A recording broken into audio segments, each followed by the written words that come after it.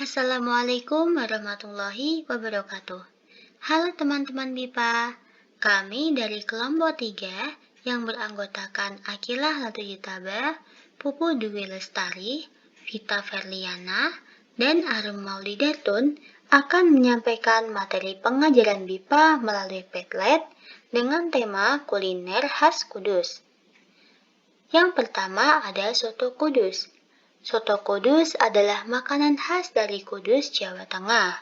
Soto Kudus berisi ayam, tauge, dan terkadang daging kerbau. Kuahnya lebih bening dengan bahan utama seperti daging ayam atau kerbau, tauge, bawang, kunyit, jahe, dan rempah lainnya. Disajikan dalam mangkuk kecil, disertai sambal dan jeruk nipis seperti soto lainnya. Meskipun aslinya dari Kudus, sekarang bisa ditemui di banyak kota di Indonesia. Untuk pembuatan soto Kudus, cuci bersih ayam kemudian rebus hingga matang. Haluskan bumbu, kemudian tumis hingga air menyusut. Tambahkan serai, daun jeruk, daun salam, gula merah, tumis hingga matang. Masukkan bumbu ke dalam rebusan kaldu, masak hingga mendidih. Tambahkan garam, merica, dan kaldu jamur, kemudian koreksi rasa. Tambahkan irisan daun bawang ketika bumbu meresap. Goreng ayam sebentar lalu tiriskan. Ambil ayam goreng kemudian suwir-suwir. Sajikan soto bersama bahan pelengkap. Soto Kudus tidak menggunakan daging sapi karena penghormatan terhadap agama Hindu yang menganggap sapi sebagai hewan suci. Ini adalah anjuran dari Sunan Kudus yang mengajarkan penghormatan terhadap agama lain, terutama Hindu, karena banyak pemeluk Hindu di Kudus. Ini adalah bentuk toleransi yang diajarkan Sunan Kudus pada pemeluk Islam di Kudus, budaya yang masih dijunjung tinggi hingga kini. Terdapat beberapa kata yang perlu dijelaskan dalam kosakata, yaitu 1. Soto, sop khas Indonesia dari kaldu daging dan sayuran. 2. Agama Hindu, yaitu salah satu agama tertua yang dikenal manusia. 3. Suci, adalah bersih secara keagamaan, tidak kena najis. 4. Sunan, adalah orang dihormati karena kedudukan atau jasanya di masyarakat. 5. Islam, adalah agama Samawi didirikan oleh Nabi Muhammad pada abad ke-7 di Arab. 6. Pemeluk, adalah orang yang menganut ajaran agama tertentu. 7. Budaya, adalah cara hidup yang diwariskan dari generasi ke generasi. 8. Suwir, adalah potongan daging. Pertanyaannya, 1. Selain daging ayam, soto Kudus dapat menggunakan daging apa? 2. Bahan pembuatan soto Kudus adalah 3. Soto Kudus dalam penyajiannya memiliki tradisi apa? 4. Mengapa soto Kudus tidak ada yang menggunakan daging sapi? 5. Siapa yang mengajari orang Islam untuk menghargai agama lain, khususnya agama Hindu? Kedua, lentok Tanjung. Lentok Tanjung adalah makanan khas dari Kabupaten Kudus, Desa Tanjung Karang, Kecamatan Jati, Jawa Tengah. Lentok Tanjung memiliki cita rasa gurih dari santan kelapa. Terdiri dari lontong, sayur lodeh dengan nangka muda, tahu, dan tempe semur. Disajikan dengan sambal. Proses masaknya melibatkan pembungkusan lontong yang terbuat dari beras yang dimasukkan dalam daun pisang dan direbus. Kemudian dicampur dengan sayur lodeh, tahu, dan nangka muda. Nama Tanjung diambil dari Desa Tanjung Karang, asal mula hidangan ini. Lentok Tanjung mirip dengan opor dan semur, dengan ukuran lontong yang besar seperti betis orang dewasa. Biasanya disantap sebagai sarapan dengan daun pisang sebagai alas, tanpa sendok namun menggunakan surur dari daun pisang. Hidangan ini dapat disertai dengan tempe, telur buyuh, dan kerupuk. Meskipun berasal dari Desa Tanjung, hidangan ini juga dijajakan di 9 kecamatan lain di Kabupaten Kudus. Ada beberapa kosakata yang perlu dijelaskan dari teks di atas. Lontong adalah beras dibungkus daun pisang direbus.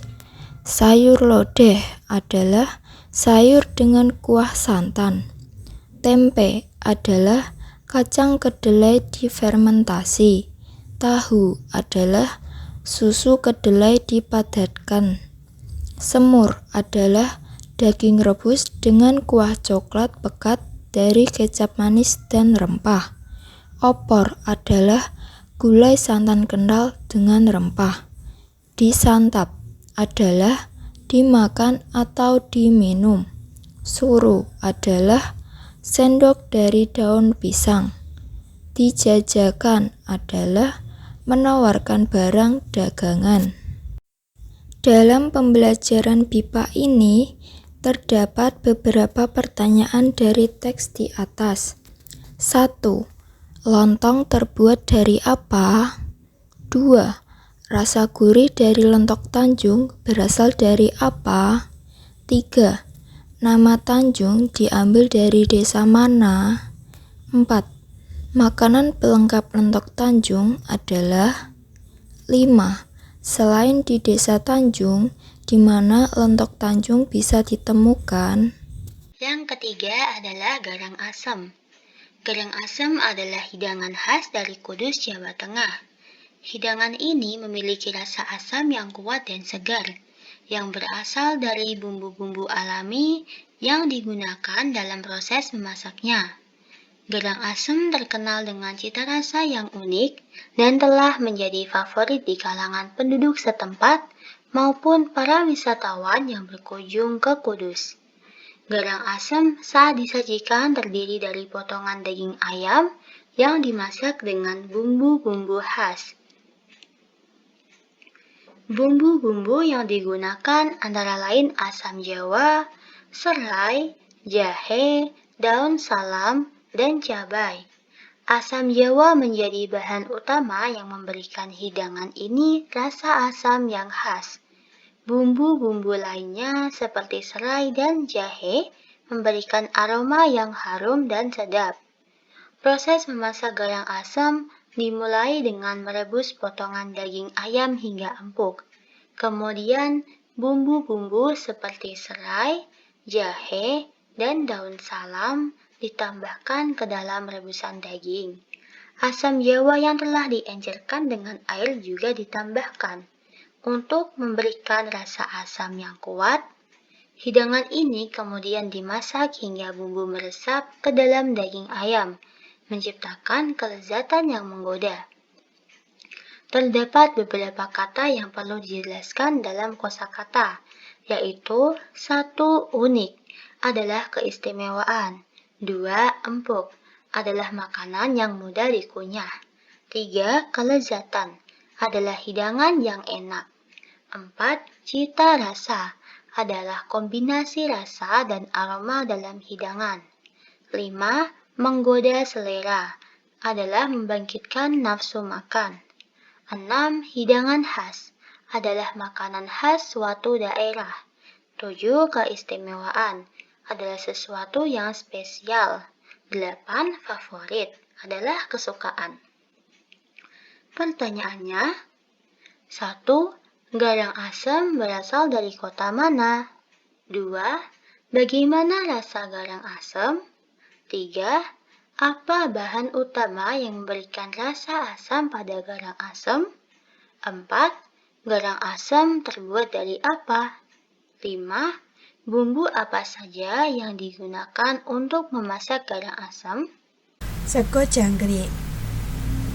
Sego jangkrik adalah salah satu kuliner khas Kudus. Sego jangkrik menjadi salah satu kuliner peninggalan Sunan Kudus. Sego jangkrik dihidangkan dengan isian nasi dan daging kambing atau kerbau, ukuran dadu, tahu, serta guyuran kuah bersantan. Rasa kuah yang gurih, daging yang empuk, dengan bumbu meresap membuat lidah bergoyang. Biasanya sego jangkrik disajikan dengan dikemas menggunakan daun jati. Untuk pengolahan daging kerbau, daging dipotong dadu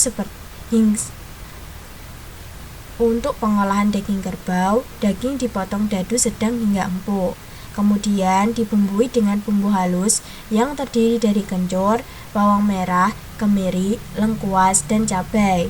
Setelah itu ditambahkan santan dan direbus lagi hingga bumbu meresap selama 3 jam. Setelah matang, diberi bawang goreng dan campurkan kol serta tahu. Sego jangkrik menjadi makanan paling dinanti pada tradisi buka luwur makam Sunan Kudus yang dilaksanakan setiap tahun yang diselenggarakan pada bulan Muharram. Biasanya sego jangkrik dibagikan secara gratis pada tanggal 10 Muharram dalam kalender Islam. Tradisi ini masih berlangsung bagi masyarakat Kudus hingga sekarang. Dalam pembelajaran BIPA, terdapat beberapa kosakata yang merujuk pada teks sego jangkrik. 1. Sego, yaitu beras yang sudah dimasak. 2. Jangkrik, istilah untuk menyebut menu warisan Kudus. 3. Sunan, penyebutan untuk nama untuk para wali. 4. Dadu, benda berbentuk persegi 4 yang mempunyai 6 permukaan. 5. Gurih, yaitu enak rasanya. 6. Empuk, makanan yang mudah dikunyah. 7. Tradisi, adat kebiasaan turun-temurun. 8. Buka luwur, bagian dari melestarikan dan membudidayakan untuk menghormati Sunan Kudus sebagai leluhur. Dalam pembelajaran BIPA juga terdapat pertanyaan mengenai teks sego jangkrik. 1. Sego jangkrik berasal dari mana? 2. Apa saja hidangan sego jangkrik? 3. Bagaimana rasa dari sego jangkrik? 4. Bagaimana cara mengolah daging kerbau? 5. Setiap tanggal berapa sego jangkrik dibagikan secara gratis? Makanan khas Kudus selanjutnya yaitu sate kerbau. Sate kerbau adalah sate yang dibuat dari daging kerbau, populer di Kudus dan Jepara, Jawa Tengah. Asal mula sate kerbau berasal dari zaman Sunan Kudus dalam menyebarkan agama Islam. Sunan Kudus menghormati masyarakat setempat yang menganut agama Hindu dengan tidak mengonsumsi daging sapi. Biasanya, untuk membuat sate kerbau, daging kerbau dipukul-pukul terlebih dahulu seperti cara membuat dendeng agar daging kerbau yang alot menjadi lebih lembut. Kemudian, baru diletakkan pada tusuk sate, diberi bumbu kecap, dan dibakar. Untuk bumbunya sendiri sedikit berbeda dengan bumbu sate biasanya, karena terdapat kelapa parut yang digoreng dengan berbagai bumbu hingga kuning kecoklatan atau yang biasa disebut dengan serundeng. Sate disajikan bersama nasi putih yang beralas daun jati, lalapannya cabai rawit dengan siraman saus serundeng. Sate kerbau di Kudus bumbunya sangat kuat, sausnya dijamin gurih, tapi berbeda dengan saus sate sapi, sate ayam, atau sate kambing. Dan yang uniknya, sate lain biasanya dijual berdasarkan porsi, namun sate kerbau dijual dengan satuan. Jadi, penikmat kuliner bayar sesuai dengan tusuk yang disantap. Kosakata. Sate adalah potongan daging yang ditusuk bambu dan dioles dengan berbagai bumbu yang dibakar. Kerbau adalah hewan berkaki 4. Serundeng adalah kelapa parut yang digoreng hingga kuning kecoklatan. Lalapan adalah sayur yang biasa disajikan beserta masakan. Dendeng adalah irisan tipis dan lebar pada daging sapi. Pertanyaan: 1. Sate kerbau berasal dari mana? 2. Apa saja isi sate kerbau? 3. Bagaimana asal mula sate kerbau? 4. Kelapa parut yang digoreng dengan berbagai bumbu hingga kecoklatan disebut dengan 5.